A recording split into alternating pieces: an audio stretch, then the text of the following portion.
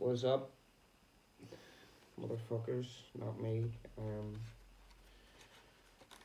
Not in a fit state to be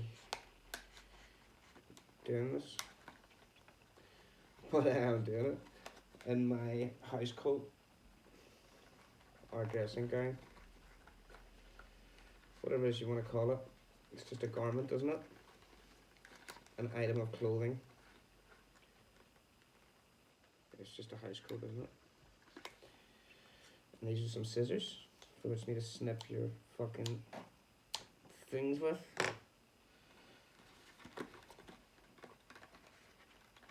We should make a good scene in a movie, wouldn't it? Yeah. Self-loathing, what is it? Fear and self-loathing in East Belfast. Self-hatred. That's a bit fucking too much, isn't it? It's going too far. Anyway, yeah, I'm gonna light this candle and I'm gonna just be really charismatic. I can just tell loads of jokes and being really informative and use lots of big words like candle and candle wick. Did you know that the bit of thread at the top of a candle is called a candle wick? They call it that because in 1912, with the invention of the fucking wick, John Wick fucking shot dead Benjamin Franklin's fucking great grandson. And then he gave him that the Illuminati thing. And that's how what the John Wick movies were based on. They had to change it up for Hollywood fucking reasons. That was a bit real. Shit just got real there, didn't it? Yeah. Psychopathy. There we go. Bit of fucking psychopathy. We need a lighter to light the candle. And yeah, I'm just gonna do a quick one of these. I'll always say that, and then it goes on for fucking 3 hours. But sounds like a wee bit of soap, isn't it? Like the old school what you used to get in your granny's house. You go upstairs to the old fucking wash basin, council house standard fucking issue bar of yellow fucking soap. Yeah, so I get that. Just to keep me grounded, you know, and in my undeniable working class roots. Right. So we've got our candle. We've got the candle there. We've got some stones. Well, you can't see the stones. I think the stones into view. There we are, a few wee stones. And we are nearly ready. Got these cards as well. We'll find them lying around, so we've got mindfulness.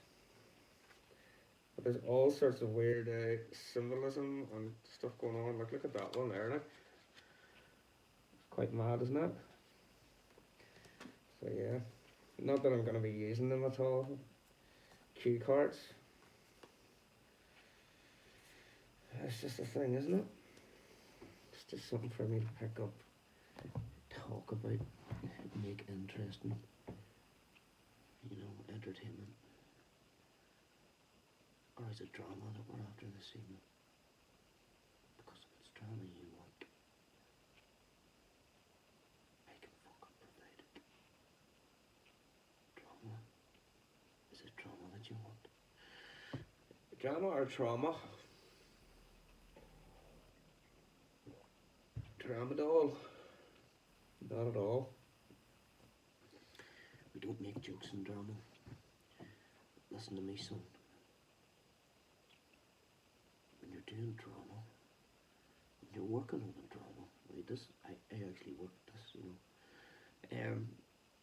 We don't do jokes, mate. Okay, right. I'm sorry. I leave. I'm away here. Stay here, you fucking arsehole. You're going nowhere. It's fucking drama night. Okay, do you want me just to shut up? If you say one more fucking word, I'm gonna give you a stern talking to. Do you understand? Where I'm coming from with this.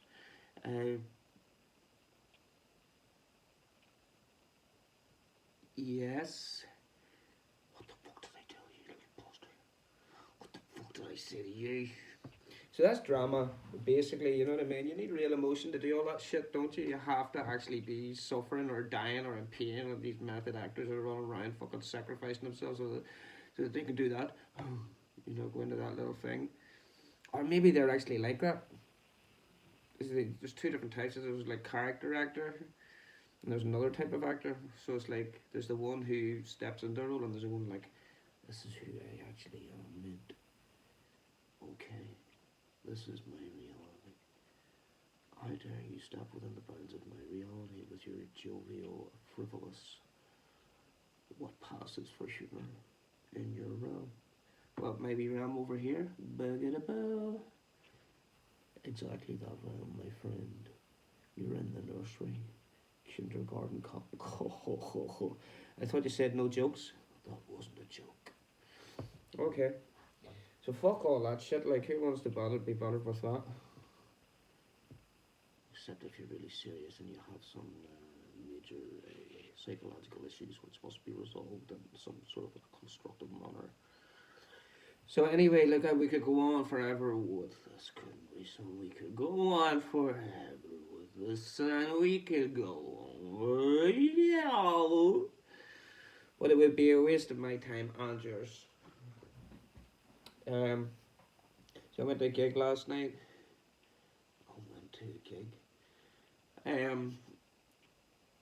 Fucking the Pavillion. I went to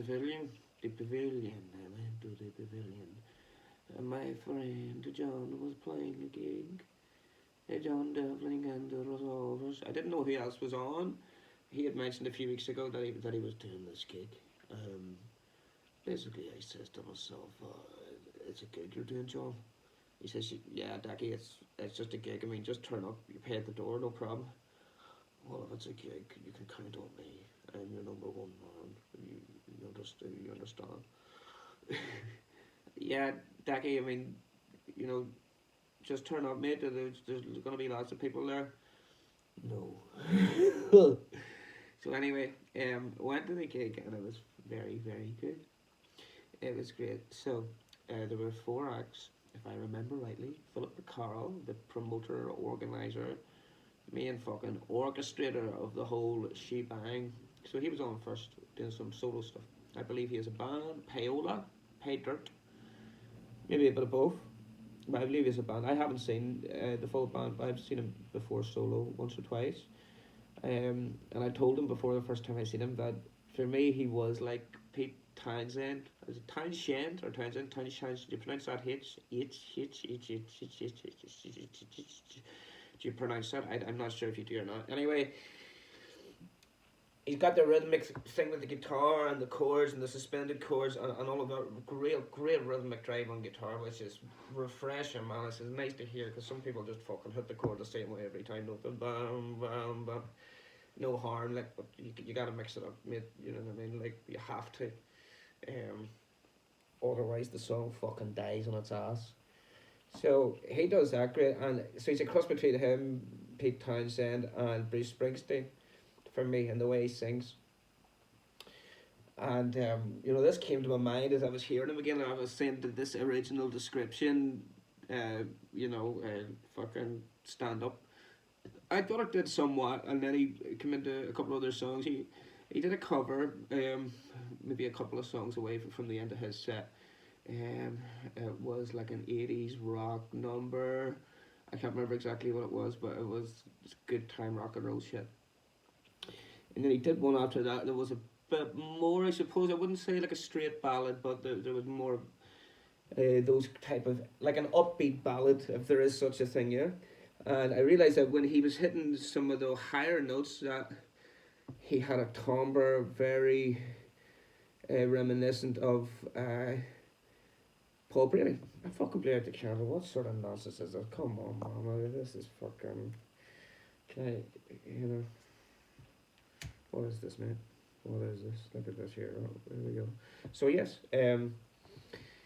Paul Brady territory in the sound of his voice, the timbre of his voice, which is quite an unmistakable sound because Paul Brady's voice isn't really like anybody else's, on the sort of level that he's on, in like a worldwide sense, having been, you know, famously referred to by Bob Dylan as, you know, one of the only guys he'd bother getting up out of a scratcher to listen to. You know, there was him, Tom Waits, uh, two or three others, you know, but he basically lumped them up in that category, which was quite nice. You know, I'm sure that was nice for Paul Brady to read. You know, and I'm sure it's very well deserved too. And what happened then with fucking where were we? So yeah, Phil finished up, come down off stage, and my mate John then. I call my mate. I hate to get into it. Well, no, it's not like we're fucking pen pals, you know what I mean? Sending wee texts. He's a guy that I know, alright? But for the ease of fucking communication here, I'm just gonna call him my mate, if that's alright with you. Okay. So, that's what we're calling him for now. And so John, he got up, and I've seen his band once before.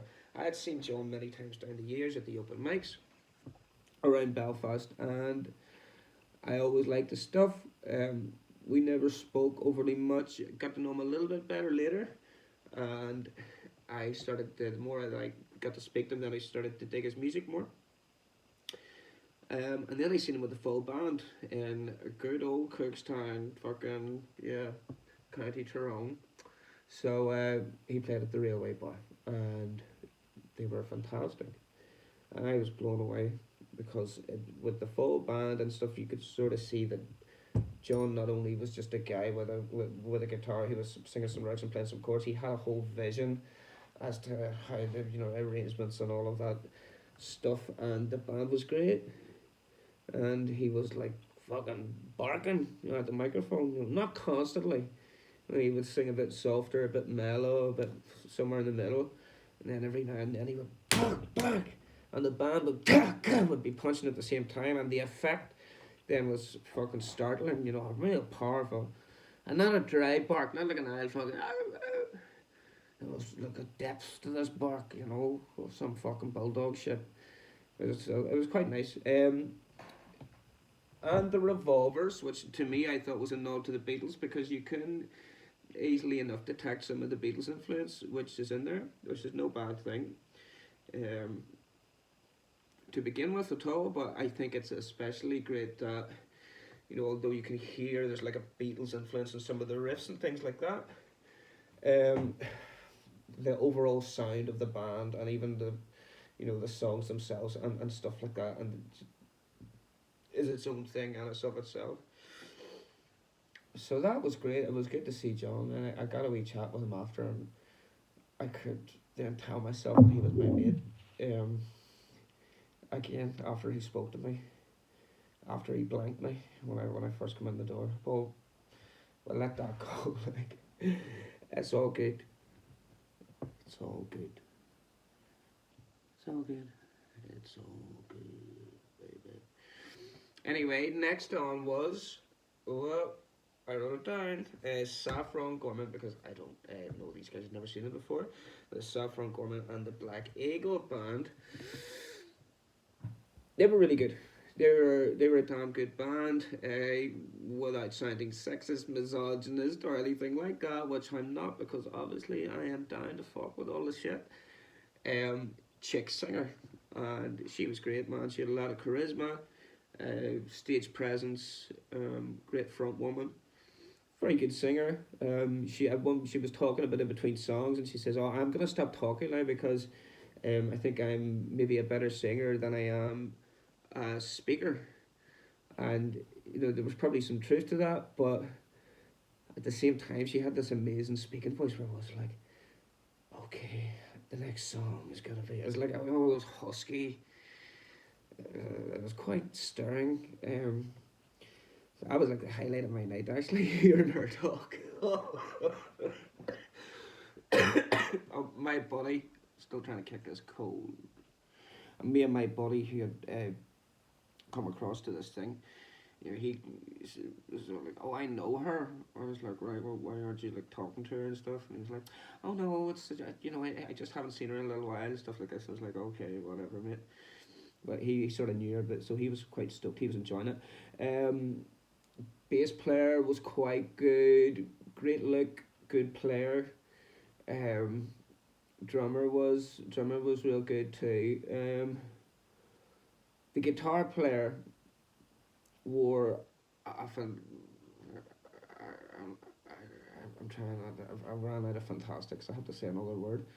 Was wearing a lovely. I'll keep it nice and fucking Daniel O'Donnell here. Wearing a lovely red leather jacket that was just fucking tasty. Like, and indeed, my male attendant did remark that he himself was a tasty player, and I thought so too. I thought he had a great rhythmic thing going on. He was quite, I wouldn't say like a flashy player. There was like a flash element to his thing, but he wasn't just like constantly varying and trying to do new stuff. It's like, look at me, look at what I can do, look at what I do. He had a great rhythmic sense, I think. I thought he could have done it with his guitar being higher in the mix, a bit more volume. It was still great, don't get me wrong, but I think his playing was a very crucial element to the sound of the band, and also I think the way that he played with his rhythmic sort of uh, things. Hey, those little articulations and bumps and shunts, which some of them, of course, he were spelled out in the riffs, but at other times you could hear that he was hitting it different one time than he was another time. He had something going on there, and I thought that affected then the sound of the band greatly. There was a rhythmic interplay then with the drummer, and sometimes the bass players was doing some stuff up the neck and stuff. I think he was more sort of playing his own furrow in a way. Um, well, I really like what that guitar player was doing. I really dug that. Cool band. And last on was Black Dog Moon. Again, I didn't even know he was playing that night, but probably the first guy I met that came through the door was Cole Montgomery, who I hadn't fucking. Well, I don't think we'd ever met actually. Well, we know each other just from Facebook nonsense and Instagram and all that stuff, and so we got a wee photograph together and we had a wee chat and stuff like that. And I've been looking at a few of his videos and stuff on Instagram and heard his singing and was just like, wow, this guy's really super talented.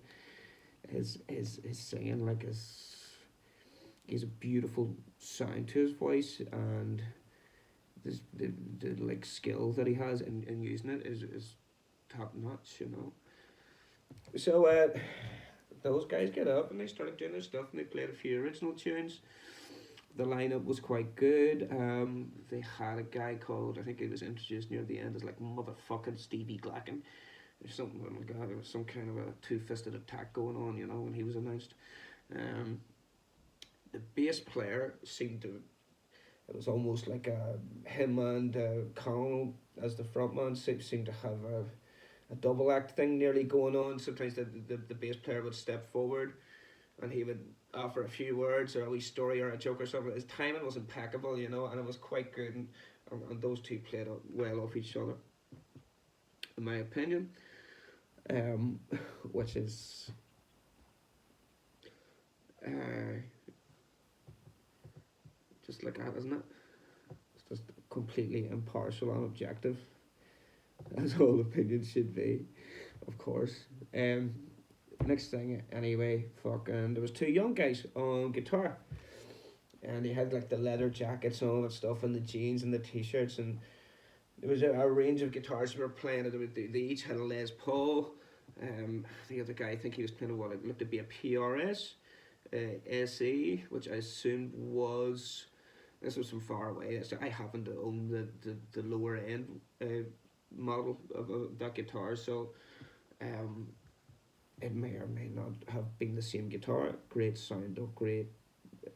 You could really hear them humbuckers firing on those guitars. So, one of the guys, sort of like the taller of the two, was more the lead guy. He was playing most of the lead licks, and he was really really good. I don't think he wasn't a guy that was like you would look at them. Where it would be? What's the word that they used?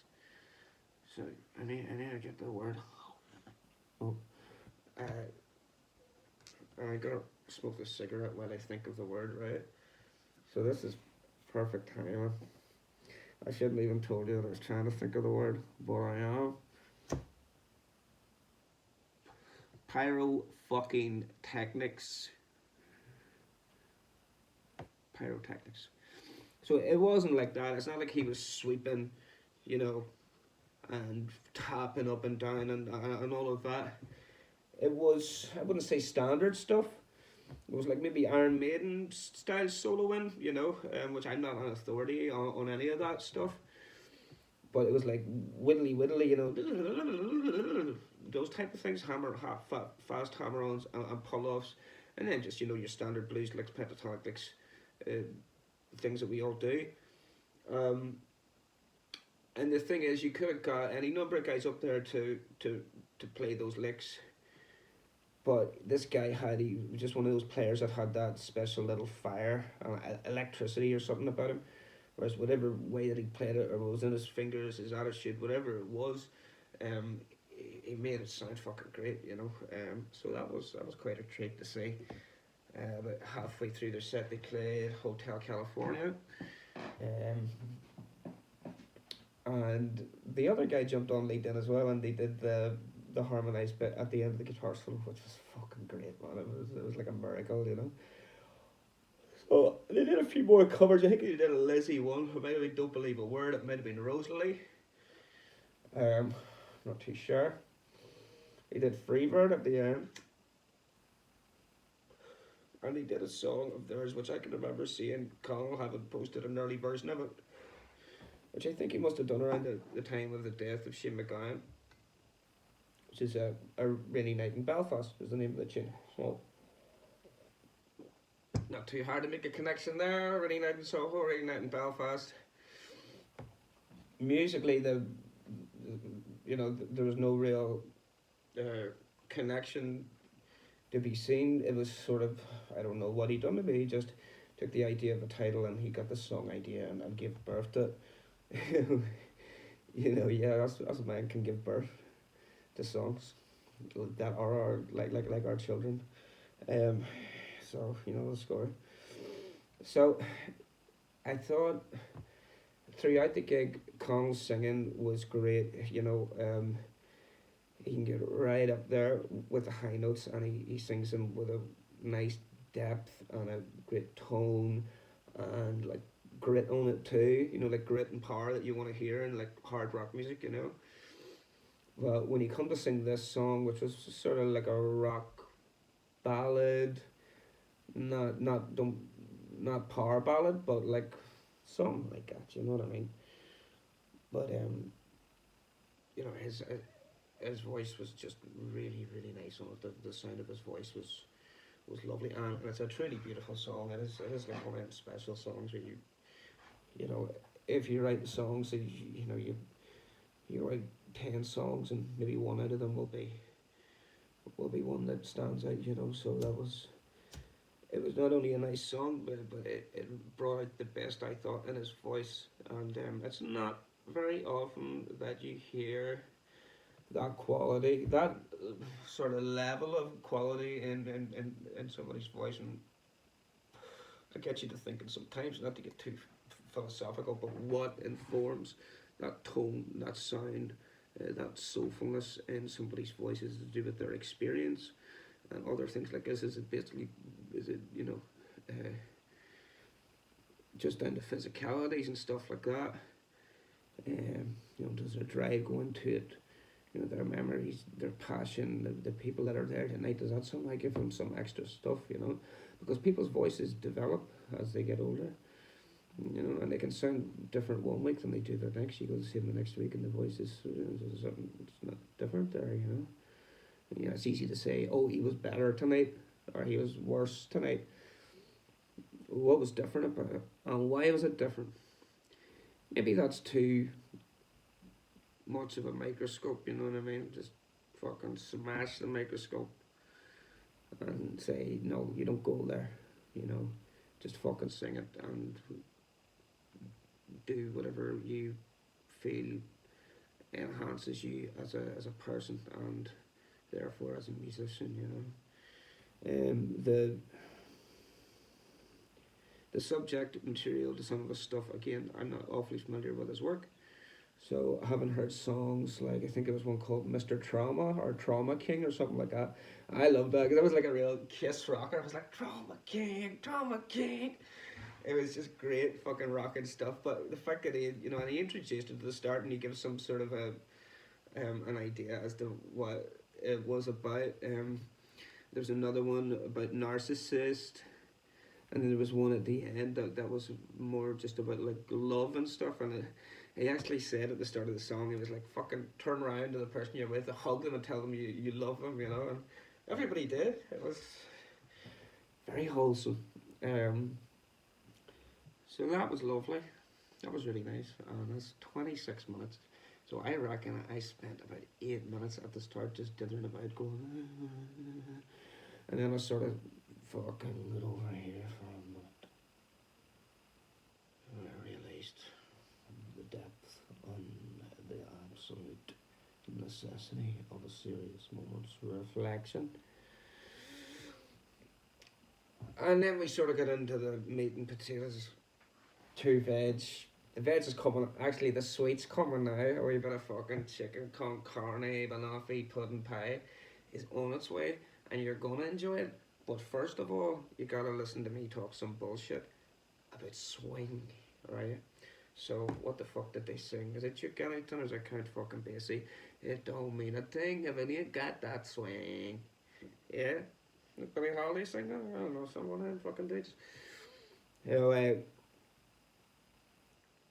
people sort of associate swing with, oh, swing music, swing dancing, oh, jazz, you know, you swing in jazz, that's what it's all about, you know. Blues, hey, we can swing in blues too. Swing in country, no, what do you mean? Rock and roll? No, it's this, it's 1, 2, 3, 4. No, fuck you, man. We gotta swing all the way through everything. And you don't have to swing like a fucking jazz player in your rock and roll. But we want groove. What did the guys in Pantera describe themselves as? The power groove. That's why their riffs were so groovy and fucking rocking, you know what I mean? So we can still do that straight rock and fucking heavy rock and good shit. But you want to get some groove in it. Now we all have groove. The groove's usually there naturally. But we want to get better at it. Get better at punching in here and there. You know, I don't know if you've ever been playing this fucking thing's gonna. You ever been playing in a gig and you're can't find a plunger, so I'm gonna direct my thumb. Everybody's playing, right? And you know you've been fucking looking forward to this gig all week, man. You get up on stage and you're like, okay, guys, where are the fucking rockin' sausages? Well, come all the way from fucking Petersburg. So, yes, in fucking Petersburg tonight, and we're gonna fucking play a wee song for you. We hope you fucking enjoy it.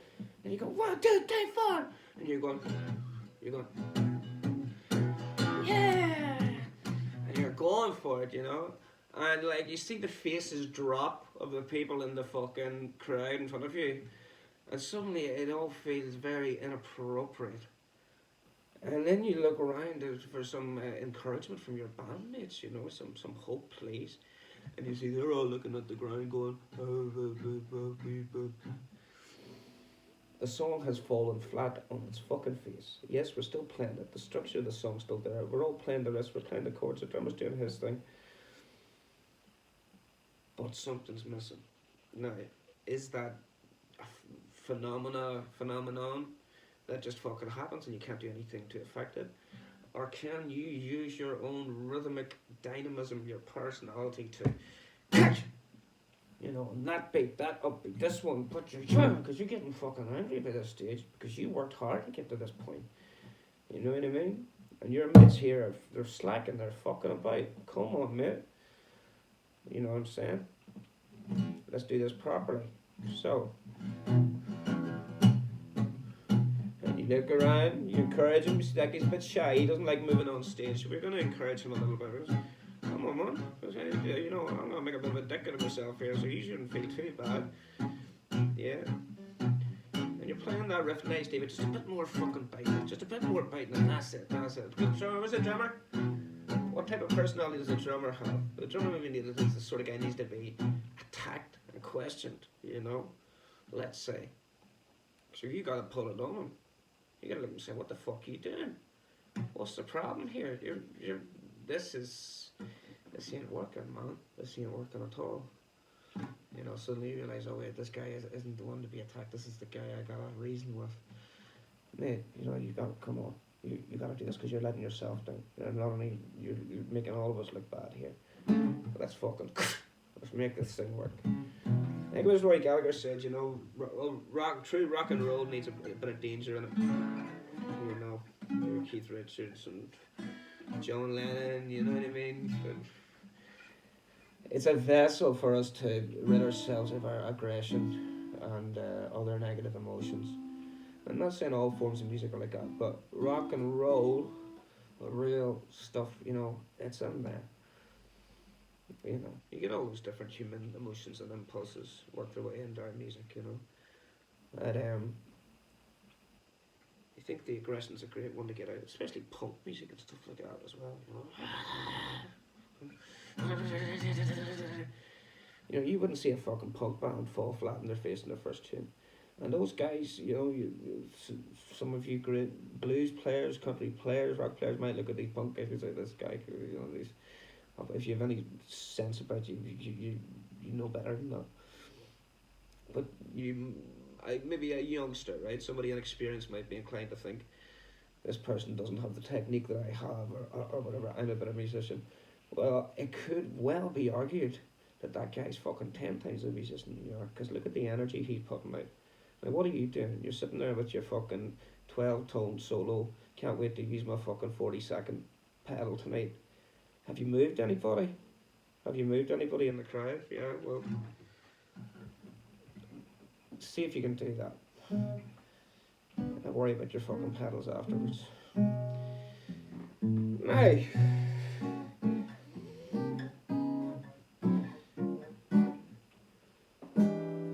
Sounds a bit harsh or a bit maybe pompous or something on the part of the speaker. The non-scripted messenger who shouldn't be shot but probably will be all the same. Maimed. He's a quick hitter. Name of the game.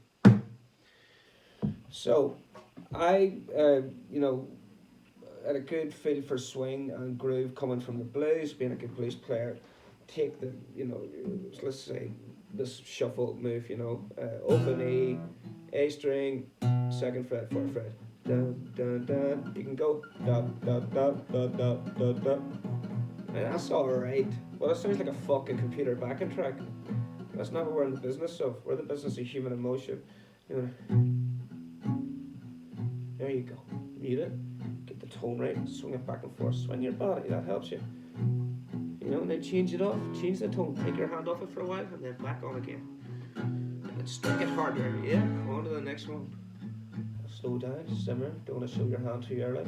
That's it, yeah, and then a bit more drive, and you know, things like that, you know. Catch somebody's eye in the crowd. Catch your bandmates say, yeah, that's the change there. Yeah, we're on the same page here, aren't we? There's one we show off, like.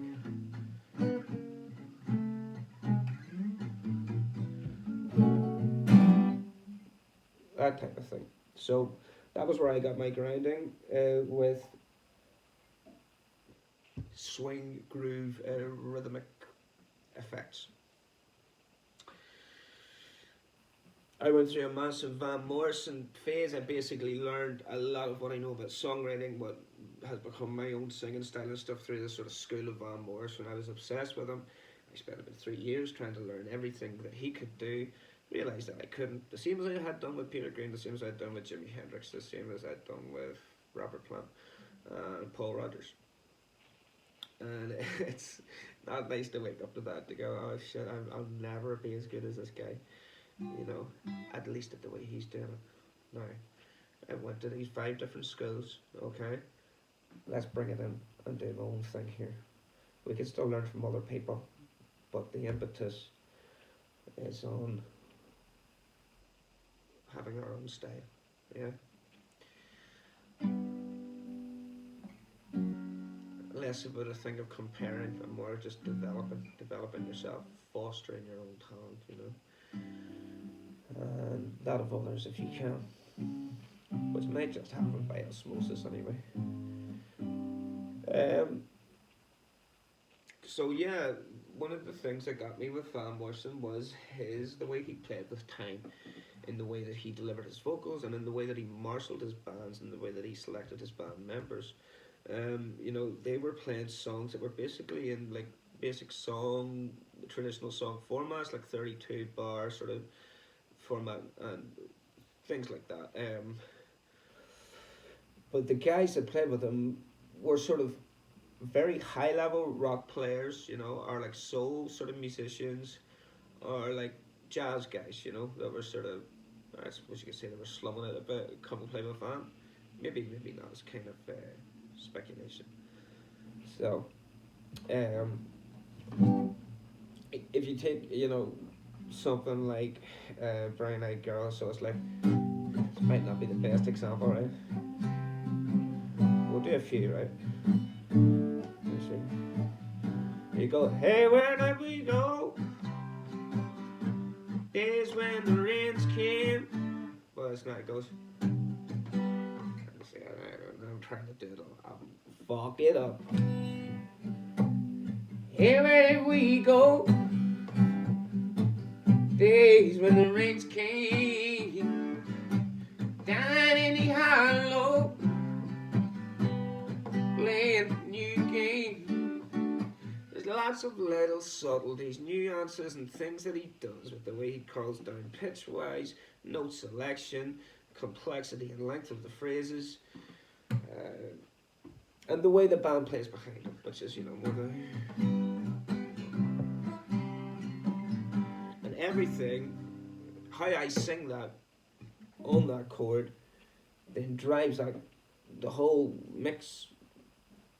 It drives it. So if you're the singer of a band and you sing with rhythmic intent, you have a spontaneous aspect to your singing style, right?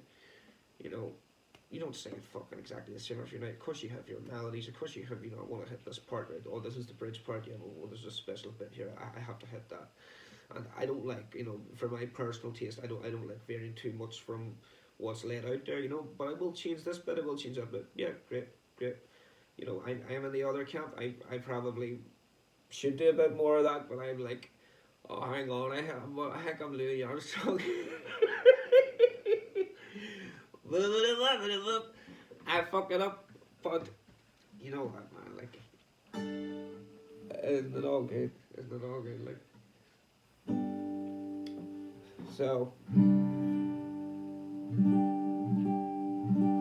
There's a nice song that he has on, I think it's like an old gospel tune, on the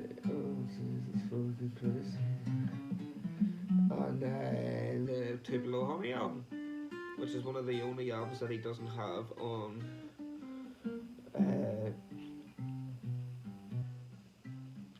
Spotify. So you have, I used to have the CD, but you have to go and listen to it on. What do you call that fucking thing? You call it YouTube, yeah. So you gotta listen to all this fucking Louis Armstrong. Come on, man. Satchmo.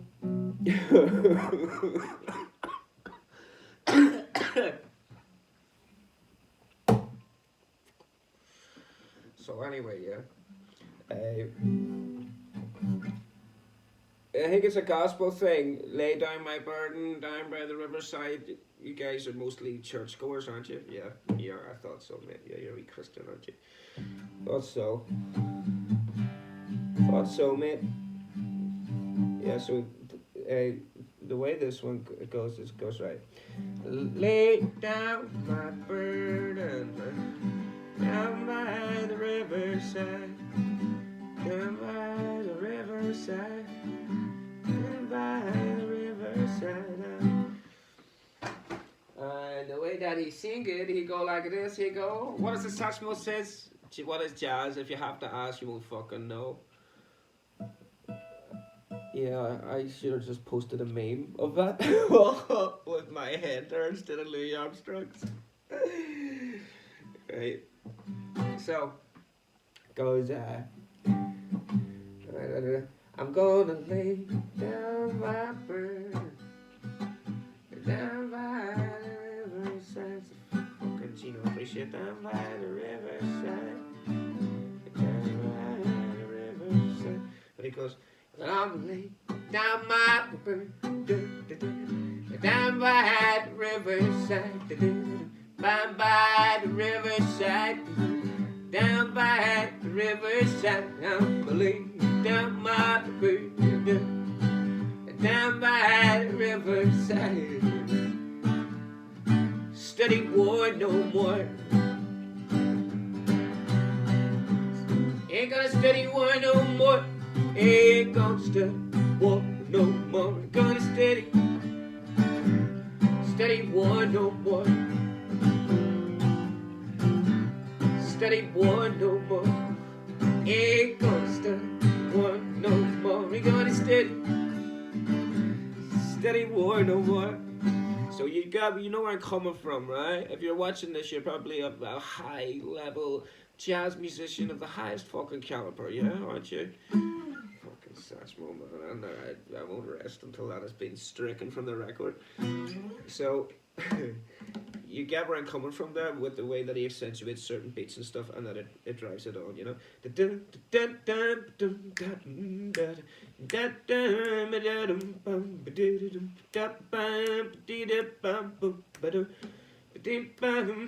Right, goes the chorus, up to the foreground. Study war no more. Listen to the gap. Ain't gonna study war no more. Gonna study war no more. Nice big gap there. Study war no more. You with me? Ain't gonna study war no more. Ain't gonna study war no more. Motherfucker, yeah. Louisiana, bitch. So it's the same thing that you know. Since my baby left me, I found any place to dwell.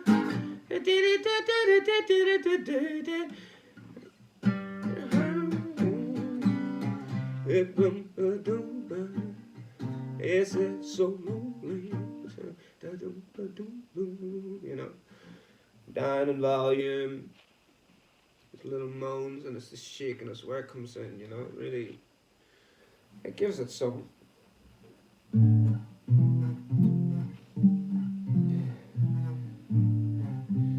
And even jazz, you know, you get a lot of these jazz Christians, you know, jazz musicians who, you know, whilst they know all the theory and their technique is impeccable, they know all the standards in all 12 keys, including the hidden 13th key that is only accessible by having gone to Berkeley courses. So, you know, sometimes some of these guys are missing something, which is why we aren't currently in a second golden age of jazz music, yeah? Because there's something, you know, what did they have then that we don't have now? You know, new inventions, new song forms. You know, was there an extra drive? Was there some sort of, was it a golden era? You know, was it because the guys come from the street? Does he come from poverty? Well, they had to be intellectual to be playing that kind of music. Was it something to do with the you know, sign of the times? What was it? What are we missing now? Is it the school systems that you've come through? That you aren't getting the necessary street experience, life experience, the pain, and stuff that you can't learn in a school? Yeah, that's gonna improve your life. So that's something that's worth thinking about too, probably.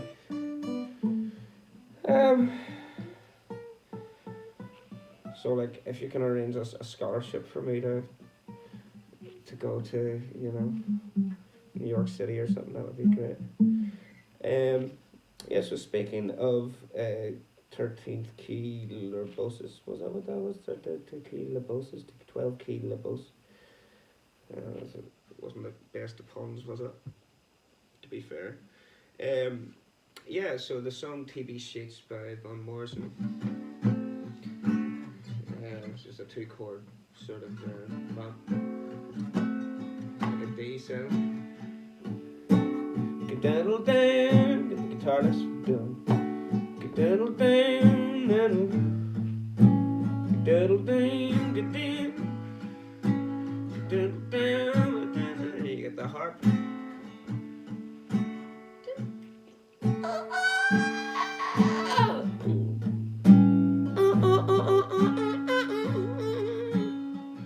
So I think what he does is like a,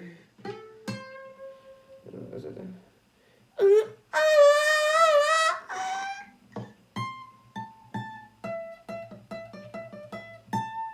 that's what the blow bends are on the one harp, and then he comes down to here. And that's on the other harmonica. Yeah. Okay.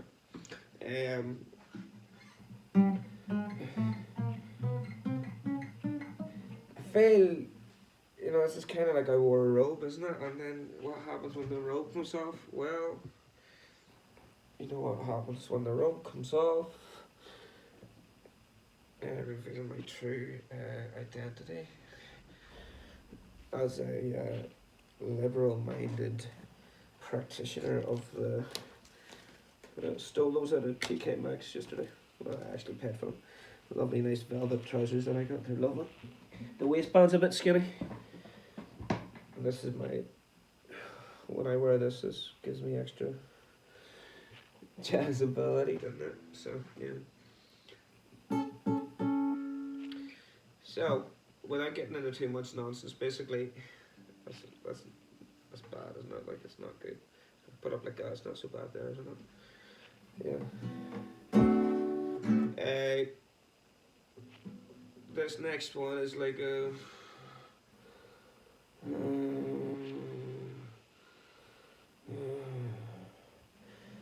TV sheets. Yeah. So I'm. You know what? I'm not gonna do any more explanation. I'm not gonna fuck around at all. I'm just gonna sing this song and hopefully do a good performance of it. Yeah, I'm gonna close the fucking thing, upload it, shut up. Alright. So it goes like this.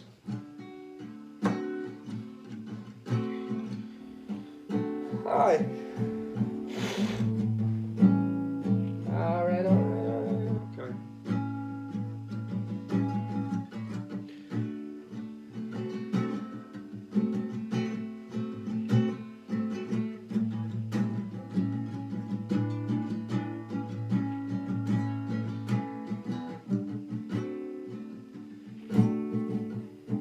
You know, Julia, baby, it ain't natural for you to cry in the midnight.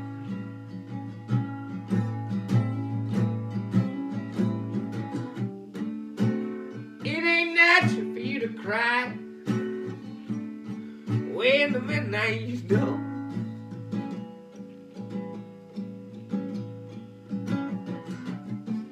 Had a wee small eye long for the break of dawn.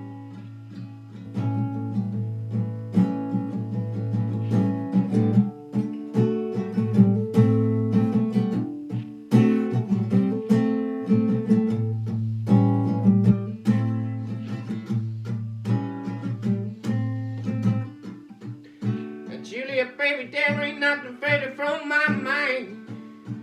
More far away than what you're looking for. I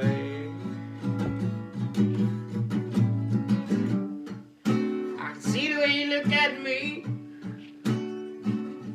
Lord, from my head to door, and look into my eyes.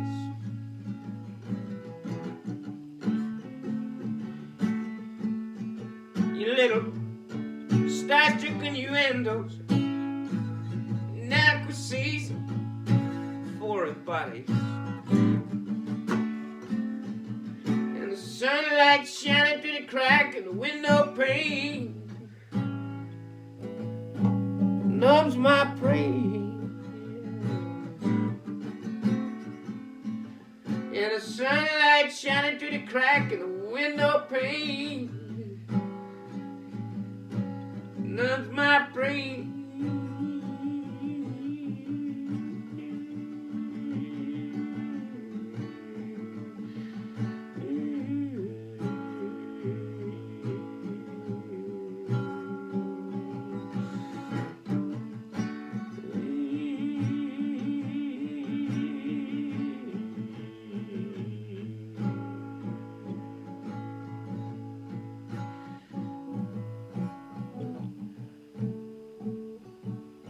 Says, please stay. I want a drink of water. I want a drink of water. Go in the kitchen and get me a drink of water.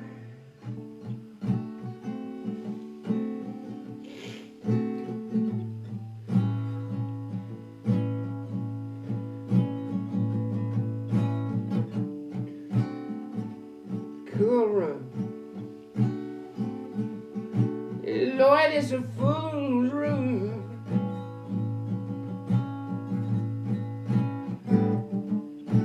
Cool.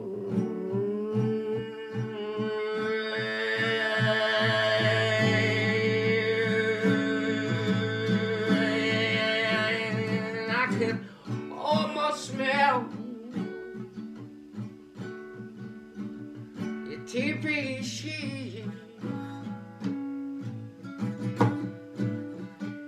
I can almost smell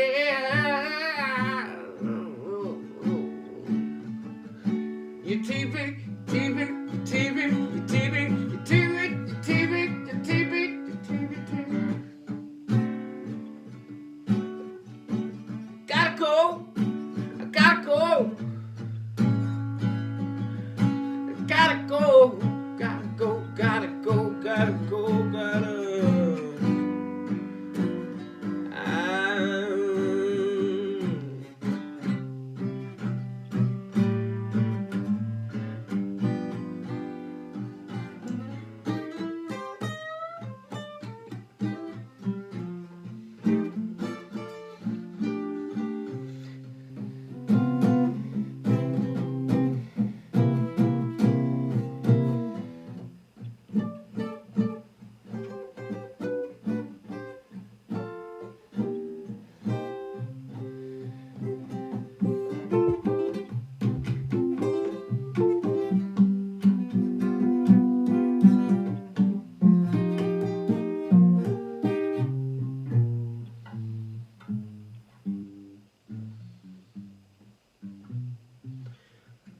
I had a woman,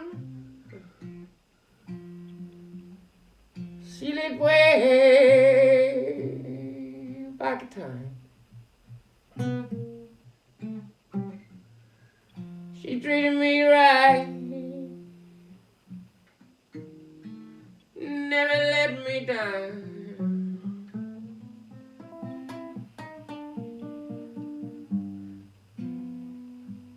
But I wasn't satisfied. I had to run. Alright. Now I'm lonely and blue.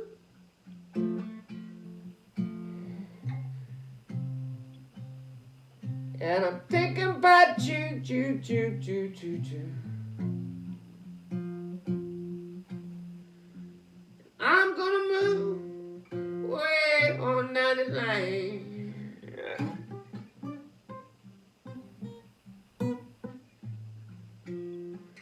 Don't you ever think me a woman, 'cause they're gonna turn right back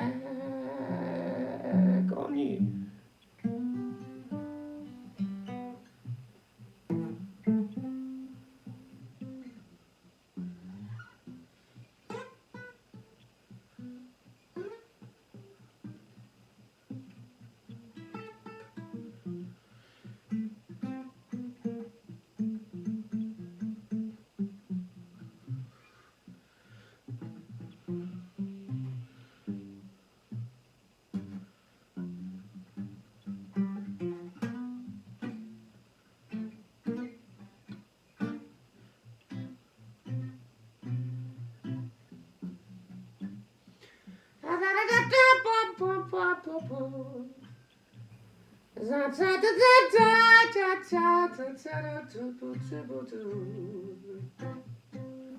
What you looking for up there?